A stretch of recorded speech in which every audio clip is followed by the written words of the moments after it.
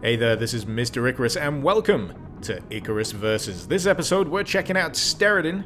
This was recently released on Steam. It's not that long come out of early access, in fact, and this one's been on my radar for quite a while now, and that's largely because I'm a huge drooling fan of the shmup genre. If you have no idea what a shmup is, it's short for shoot 'em up.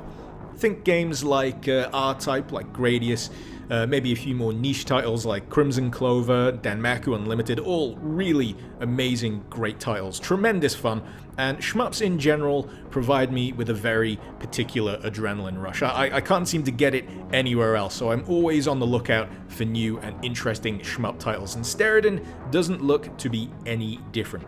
With one small caveat, I might add, it's quite possibly one of the most punishingly difficult shmups I have had the pleasure of playing in recent memory, and the reason for that is because it does something a little bit different with the gameplay of your standard shmup. So without further ado, we're gonna jump into this.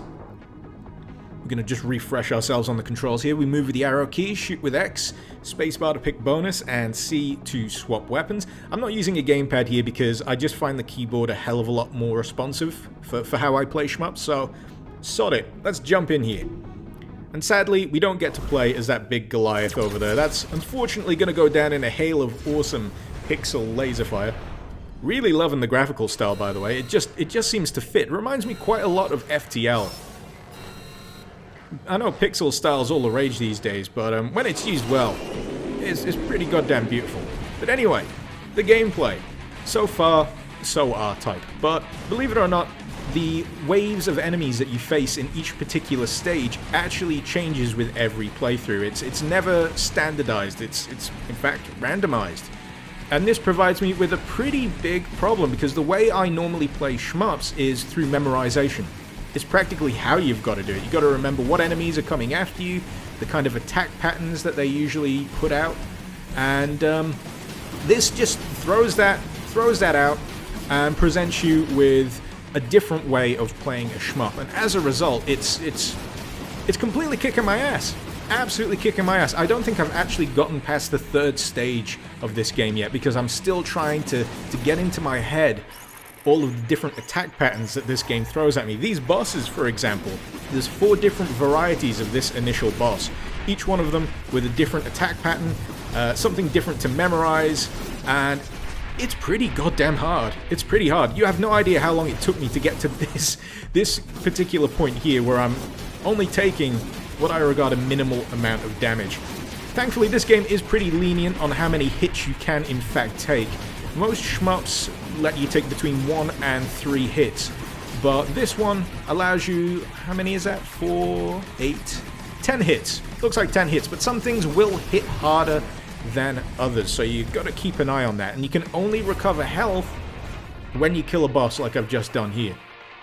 And another thing I really enjoy about this is that you get to pick an upgrade between each stage, and it's a fairly significant choice. We've got stuff like this: build a shield when you're not firing, which will give you a bit of an extra protective buffer. We've got weapons reload faster, which I don't really need right now because none of my weapons, the blaster or the rockets, really require reload. They're just constantly firing. We could get extra health, which is always super useful, or we could invest in extra heavy drops. 50% drop means that there's a bigger likelihood of those power-ups dropping from certain ships during the campaign, which is very tempting because I love the heavy weaponry in this particular game. And there's a ton of them. I'm not sure if I've actually gotten through all of the weapon power-ups yet, which is amazing.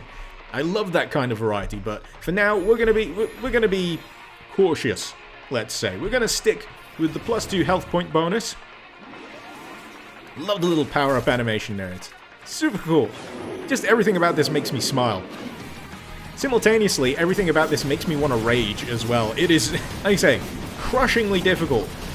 I have yelled more at this particular game than I have in any other game in recent memory, to be perfectly honest. And if you're interested, like I say, it's recently come out of early access. It's in its full form, and boy, if you're after a challenge, if you're after something that isn't going to hold your hand and it's going to make you feel like you've actually achieved something, then this game is for you, my friend. What do we got? Mega Gun. Yeah, let's swap out the blaster for that. That's a good one. Damn it, we took a hit. But the vast majority of the rest of this playthrough is going to be me either swearing or yelling in triumph. One of the two, you know. We got a bit of variation in here.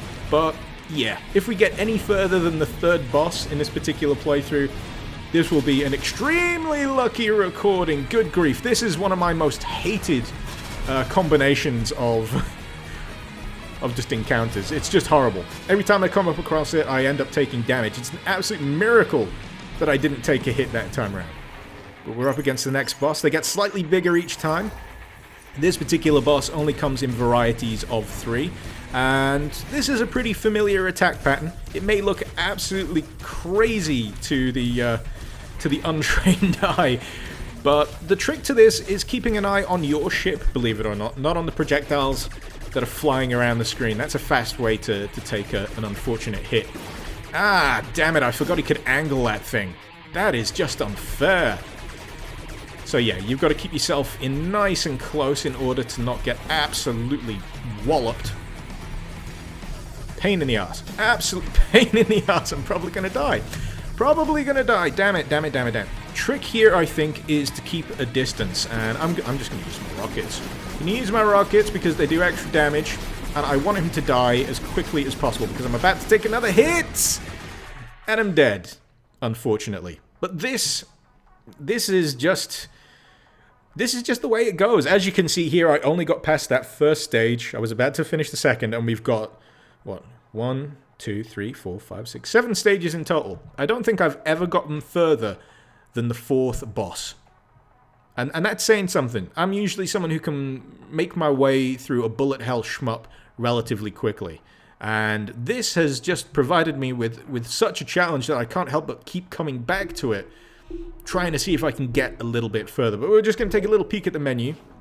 There's a few other things that this game does beyond the crushing difficulty. We've got daily runs, which are pretty interesting. You get a daily run scoreboard, so if you've got a bit of a competitive streak, you can test your mettle, let's say, against other players. I'm rank 115, score 5,789, which is terrible, as you can see. Some just insane person at the top, at number 1, has got 3 million points. I have no idea how that is even achievable, even. We've also got the arena, which gives you the opportunity to go up against previously defeated bosses, which is great. It gives you a little bit of practice, which is always nice to have, especially in this type of game. Unfortunately, as I say, you have to defeat the boss in order to unlock them. You can encounter them to unlock the picture, but you can't actually play against them, which is a damn shame, because I would love to be able to do a bit of pre-preparation.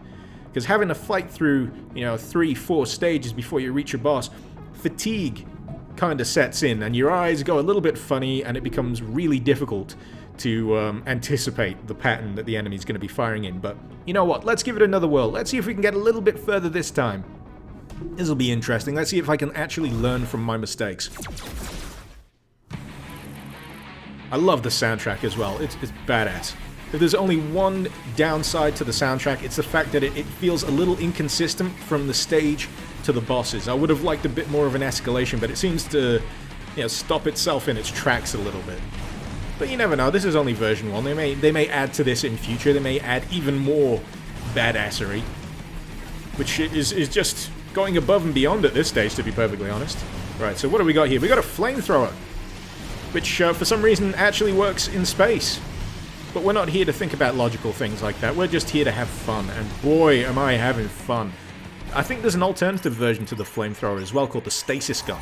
It's like a freeze thrower, basically. That's a hard one to talk about. And this is the same pattern that I faced before, which is fairly fortunate. I don't mind that at all. And the Flamethrower, even, does additional damage to the norm. And the way you can tell that is the color that the ship flashes when you hit it. So if it flashes purple, you're doing bonus damage. If it's flashing orange, that usually means it's got a little bit of defense to whatever damage it's currently taking. And if it's flashing red, that just means standard damage. And I am really getting distracted. Thankfully, I've got plenty of health. It died to my Flamethrower damage. That's pretty awesome. So your Flamethrower does additional damage even if you're not hitting it directly, which is pretty cool. Let's see, what else can we pick here? We got 50% drop, possibility of extra bullet stuff. I think the The phrasing of that stuff makes my brain go a bit funny. 15% plus damages. That doesn't seem to make entire sense to me. Anyway, reflect damage when hit could be useful. We're going to see what this one does. I haven't actually picked this one yet. And hopefully this may give us a little bit of an advantage. Yeah, half of it is being able to anticipate what's coming next and adapt effectively to it. And the other half is picking good power-ups to give yourself a bit of a fighting edge in future stages. But to be perfectly honest, I'm more used to vertical shmups where the enemies come from the top down.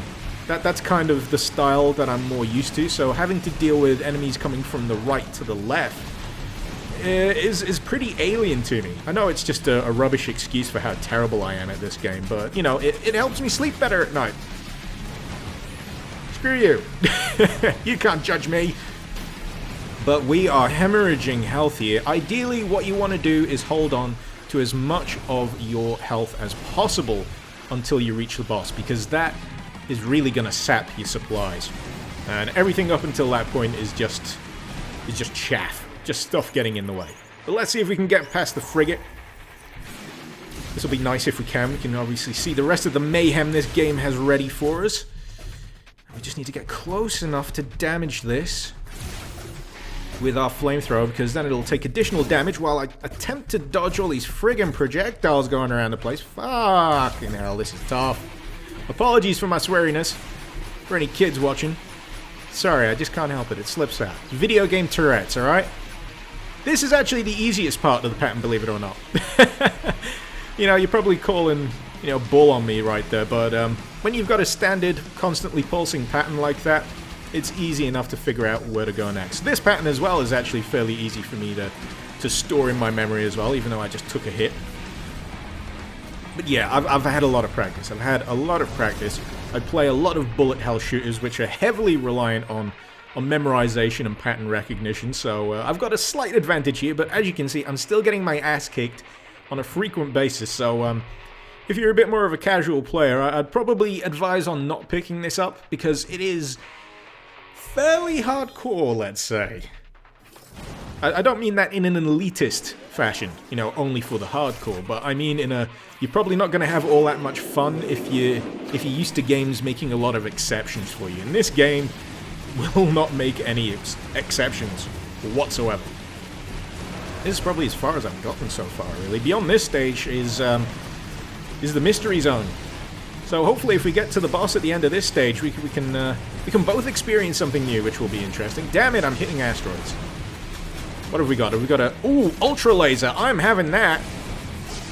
You have no idea how long I've been waiting for the Ultra Laser. I picked it up once on an early playthrough, and I've been in love with it ever since. Oh, it's glorious. It's lovely. It also slows you down a little bit, so you got to be careful about dodging projectiles, many of which I just walk straight into. Chainsaw ships stand no chance whatsoever against the might of the Ultra Laser. Lovely. I just wish I can keep this for the rest of the playthrough. It's a shame that nothing you pick up in terms of upgrades carry on to subsequent playthroughs, which is a shame. There's no permanent upgrade here, it's all per playthrough, so it does force you to rely on skill, pure and simple. These guys are douchebags. We're going to try and take these out as quick as we can. We've only got 3 hits left. And we're up against the boss. This is the destroyer. You can hear us scream. We're probably going to die. What do we got? What do we got? Oh boy, it's this one. We're going to have to switch over to the blaster. That's the thing I really like about the variation with the bosses here. It does force you to vary up your tactics and choose the appropriate weapon for the encounter. I really like that. And it's why I'm constantly coming back to this. I mean, with the standard shmup that I'm used to, it's usually a one-and-done type deal, where I'll play through the campaign, I'll get my fix, I'll get my rush, and then I won't touch it again for a few weeks. But this, I can see myself coming back to this on a fairly frequent basis because, I don't know, I think like I'm a bit of a masochist when it comes to this particular type of game. I like a game that wants to rough me up a bit. It makes me want to earn my victory. We're dead. We're dead, but hey, we got a little bit further than last time.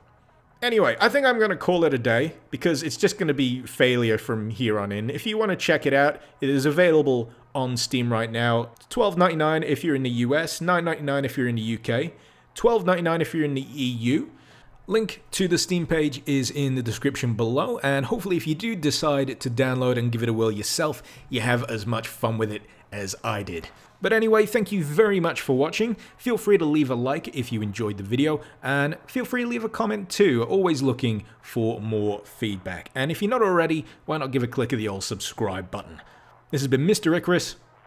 Icarus out.